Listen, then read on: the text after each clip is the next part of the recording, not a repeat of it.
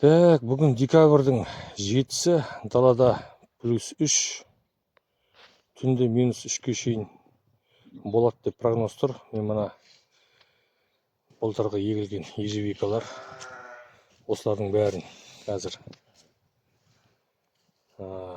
жапырақтарын алып, кесіп, мынаны қысқа дайындайын деп жатыр. Мына алдындағыдан қалғанын нормально өнім алдым. Енді осыны агроспанмен үстін жауып, байлап сөйтемін. Бұрынғы өнім берген кустарын алып, жаңадан шыққандарын қалдырамын. Осындайлары міне.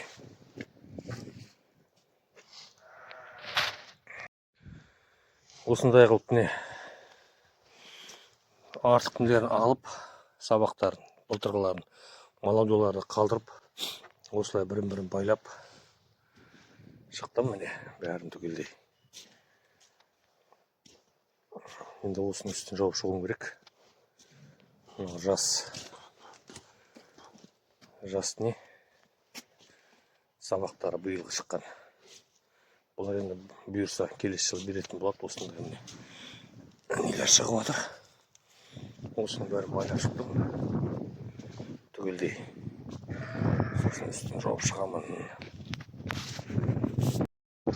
Так, сыртынан осылай қылып міне агроспанмен орап шықтым. Енді бұдан астына құрғақ солома шөп салып, үстін дугамен неғып сатчан салафан қылып тастаймын. Осылай отыр. Бұл ежевика Black Jam. Сосын тағы ар жағында начис деген бар. Осылай қылып агроспанмен орап қойдым.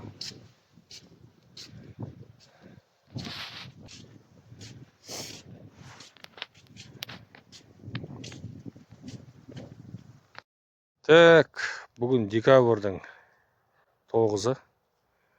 Мына ежевикалар осылай агроспанмен орап, астына осындай сабан шөп тастап, осылай қойдым. Қазір үстінен енді жаңағы не істеп тастауым керек. Салафанмен жауып, бәріне сабан шөп жылы болсын деп. Үстін пакетпен орап сөйтіп қоямын. Енді осының қасында қыстан енді қыстап шығатын сияқты. Осылай сыртын агроволокномен орап, сосын ішіне солома салып, анда ішінде солома бар, ешкілердің ішінде. Бетін осылай салафанмен қаптап, жан-жағын көміп, осылай өйстіп қойдым. Жаңбырда алдымыз қар, қыс осылай болып тұр енді.